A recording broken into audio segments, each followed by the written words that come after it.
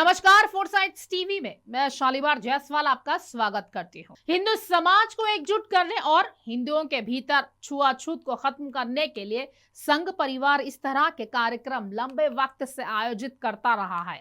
विश्व हिंदू परिषद विहिप द्वारा आयोजित इस कार्यक्रम में 2 दलितों के घरों में भोजन करना तथा दलित बस्तियों में धार्मिक प्रवचन देना शामिल होगा। मौजूदा वक्त में संघ परिवार को इसकी ज्यादा जरूरत महसूस हुई है। हाल के लोकसभा चुनाव में बीजेपी के दलित समर्थकों का एक हिस्सा विपक्षी इंडिया गठबंधन की ओर खिसकने से पार्टी को काफी नुकसान हुआ है। 400 पार के लक्ष्य के साथ आगे बढ़ रही बीजेपी मात्र 240 और एनडीए 293 सीटों पर सिमट गई थी। इसके बाद संघ परिवार गांवों और शहरों में दलित बस्तियों को ध्यान में रखते हुए 15 दिनों तक धर्म सम्मेलन करने की योजना बना रहा है। विश्व हिंदू परिषद वीएचपी की ओर से आयोजित इस कार्यक्रम में दलित घरों में खाना खाने और दलित बस्तियों में धार्मिक प्रवचन देने को शामिल किया गया है।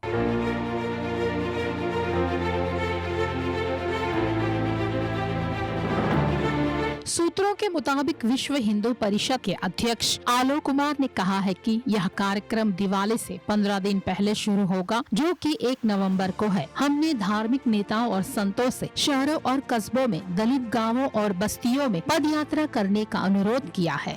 इस दौरान संत समुदाय के साथ भोजन करेंगे और धार्मिक प्रवचन भी देंगे। यह समाज में धार्मिक जागृति के लिए किया जा रहा है। हम समय समय पर ऐसा करते रहते हैं। हमारा विचार यह है कि सत्संग लोगों के आने की प्रतीक्षा करने के बजाय सत्संग लोगों के पास जाए। इससे पहले संगठन कृष्ण जन्माष्टमी पर अपनी 60वीं वर्षगांठ के जश्न में भी व्यस्त रहेगा। 24 अगस्त से शुरू होकर वीएचपी देश भर के लगभग 9000 ब्लॉकों में इस संबंध में धार्मिक सम्मेलन आयोजित करेगा। आलोक कुमार ने कहा है कि इनमें समाज के विभिन्न वर्गों, जिनमें महिलाएं और दलित शामिल है, की भागीदारी होगी।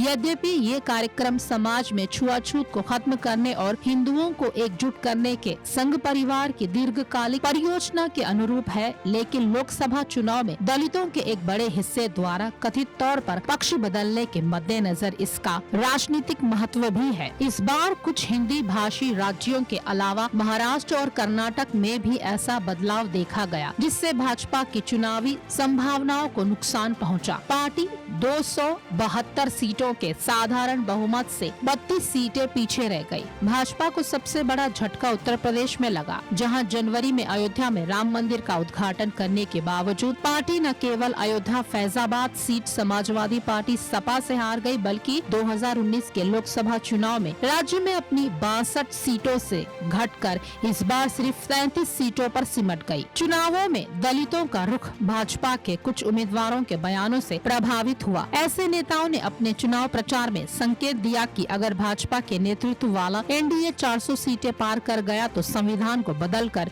हिंदू राष्ट्र बनाने की सुविधा दी जाएगी। इस बात का इंडिया गठबंधन ने जल्दी ही फायदा उठाया और दलित आइकन BR अम्बेडकर द्वारा तैयार संविधान को बचाने के मुद्दे पर चुनाव लड़ा।